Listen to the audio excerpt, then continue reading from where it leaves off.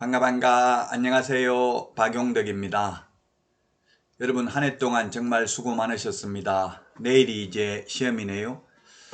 시험 보고 나면 시험 문제 입수되는 대로 해설 강의 할 예정이고요. 또 신청할 수 있는 문제가 있다면 업로드 할 예정입니다. 시험 끝나고도 많은 시청 부탁드리겠습니다. 자, 그러면 내일 시험 보기 전에 마지막으로 이제 2022년도 개정된 법령을 총정리하도록 하겠습니다. 자, 먼저 공인중개사법에서 개정된 내용입니다. 자, 확인 설명할 내용, 바닥면의 상태가 신설됐습니다. 바닥면의 상태. 바닥면의 상태는 물론 1의 서식, 2의 서식에만 기재를 하기는 합니다. 그리고 이 도배의 경우 도배는 2의 서식에는 기재하지 않죠. 1의 서식만 도배 기재합니다. 벽면, 바닥면의 상태는 1, 2의 서식 모두 기재합니다. 도배는 1의 서식만 기재를 하고요. 자, 그 다음에 임신 출산 6월 초과에서 휴업할 수 있습니다.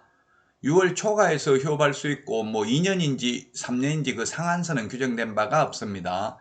임신 출산도 6월 초과할 수 있습니다. 임신 출산 외에도 뭐가 있습니까? 징집으로 인한 입영, 취약, 학교 가는 경우, 질병으로 인한 요양, 병원에 입원하는 경우, 임신 출산의 경우 6개월 초과할 수 있다. 원래 휴업은 원칙적으로 6월을 초과할 수 없고요. 3개월 초과해서 휴업하고자 하는 경우 미리 신고합니다. 휴업, 폐업, 재개, 변경 신고 모두 미리 신고를 해야 됩니다. 자, 그 다음에 두 번째, 이제 사업자 등록증도 게시를 해야 됩니다. 등수, 사보자 5개죠. 등록증 원본, 그 다음에 중개보수율표, 그 다음에 사업자 등록증, 보정설정증명서류, 자격증 원본 게시해야 됩니다. 다만 자격증은 해당자가 있는 경우에만 게시합니다. 따라서 부칙개공 자격증 없기 때문에 게시할 수 없고요. 소속공인회사가 없다면 소속공인회사 자격증 게시할 필요 없고요.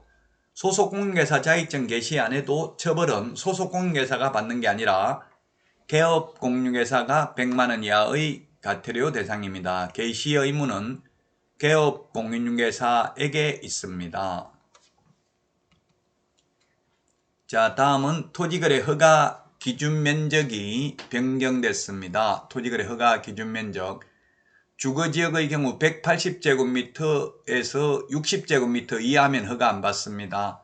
상업지역은 200에서 150제곱미터 이하면 허가받지 않고요. 공업은 역시 660에서 150제곱미터 이하면 허가 안 받고 초과하면 허가받아야 됩니다. 미지정지역도 60이죠. 미지정지역도 60제곱미터 이하면 허가받지 않습니다. 도시지역 외의 지역은 종전과 똑같죠.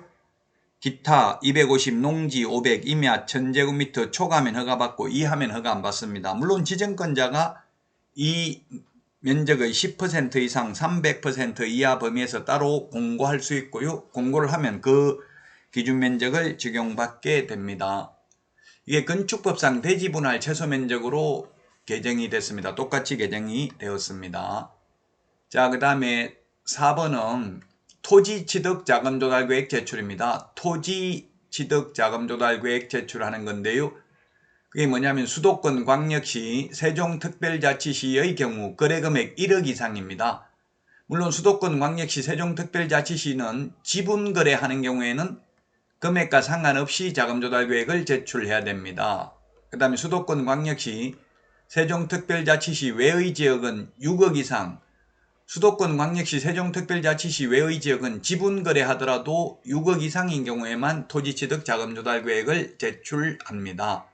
이때 토지란 건축법에 의해서 사용 승인받은 건축물이 없는 토지를 말합니다. 이제 주택취득자금조달계획, 토지취득자금조달계획 두 가지가 있죠. 그래서 주택이나 토지가 투자 대상이 된다는 이야기도 투자 가치가 있으니까 이렇게 규제를 하는 겁니다. 상가나 오피스텔이나 생활형 숙박시설 같은 거는 규제하는 게 없습니다. 주택 취득 자금 조달했을 때 주택은 건축법상 주택을 말하고요. 주택 취득 자금 조달 계획은 투기과열지구나 조정대상 지역이면 금액과 상관없이 자금조달계획을 제출해야 되고요. 그리고 법인의 경우 지역과 금액과 상관없이 자금조달계획을 제출해야 됩니다. 그러나 주택취득자금조달계획에 관한 증빙자료는 투기과열지구만 증빙자료 제출한다는 것 주의하십시오. 주택취득자금조달계획하고 토지취득자금조달계획이 조금 다르니까 구분해서 정리를 하셔야 되겠습니다. 단 매수인이 국가 등인 경우에는 토지취득자금조달계획, 주택취득자금조달계획 모두 제출할 필요 없습니다. 자, 그 다음에 확인설명서 서식이 바뀌었는데요. 재산세의 경우 6월 1일 대상물건 소유자가 납세 의무를 부담한다는 내용이 모든 서식에 기재되어 있습니다. 그러나 종합부동산세는 1, 2의 서식에만 6월 1일 기준 대상물건 소유자가 납세 의무를 부담한다는 내용이 규정되어 있습니다. 종합부동산세는 1, 2의 서식에만, 재산세는 모든 서식 6월 1일 하루만 가지고 있으면 1년분 재산세, 종부세 다 내야 되죠. 자, 그 다음에 6번입니다.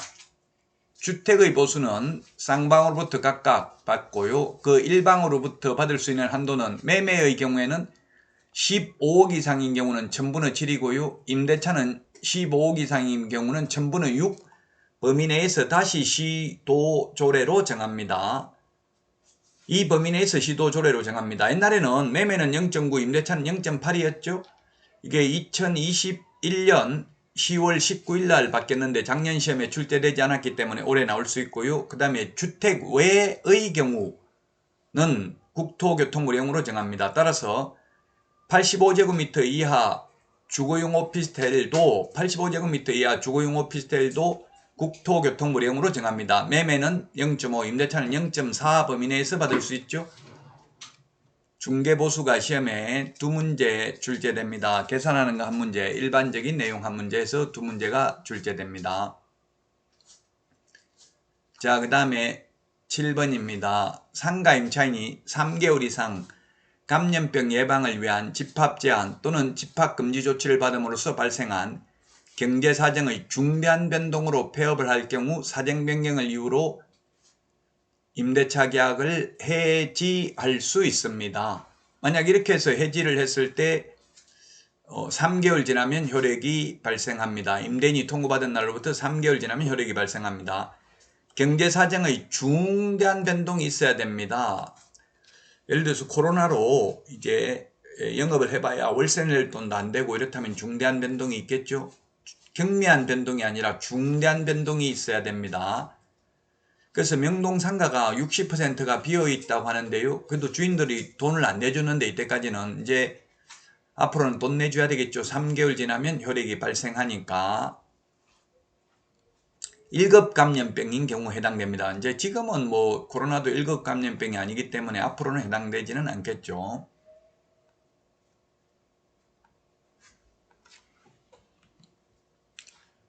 자, 그 다음에 9번입니다.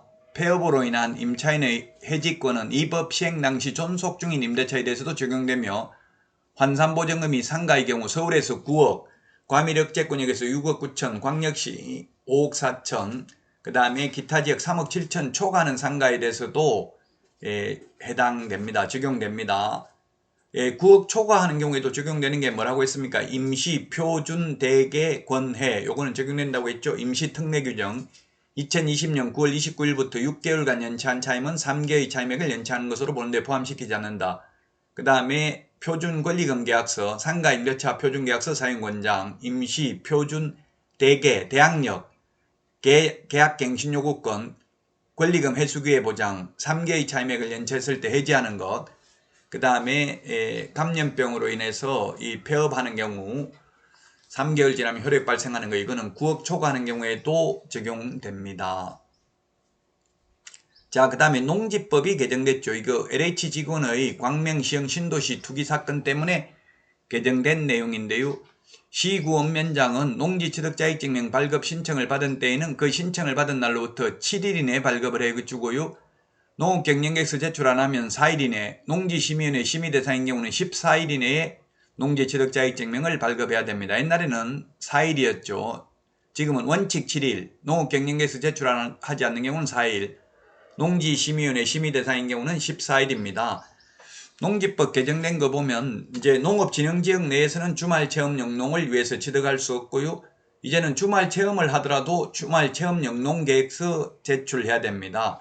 그리고 이 농지심의위원회 심의 대상인 경우는 뭐냐면 3인 이상, 3명 이상이 공유로 취득하는 경우, 외국인이 취득하는 경우, 그 다음에 외국 시민권자가 취득하는 경우, 그 다음에 영농법인이 취득하는 경우, 그 다음에 그 농지 소재지 시군구나 또는 연접한 시군구가 아닌 지역에 멀리 있는 사람이 취득하는 경우, 이런 경우는 농지심의위원회 심의를 거쳐야만 됩니다.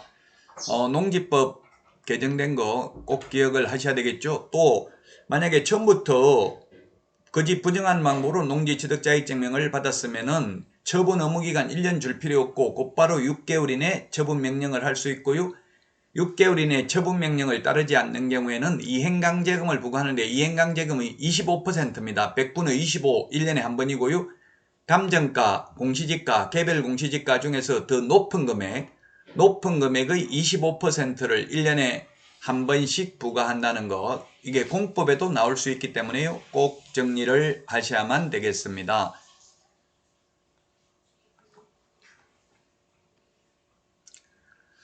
자, 여기까지 해서 2022년도 제33회 공인중개사 시험대비 가짜 지문 찾기 그리고 개정법령 내용 모두 강의를 마치시고요.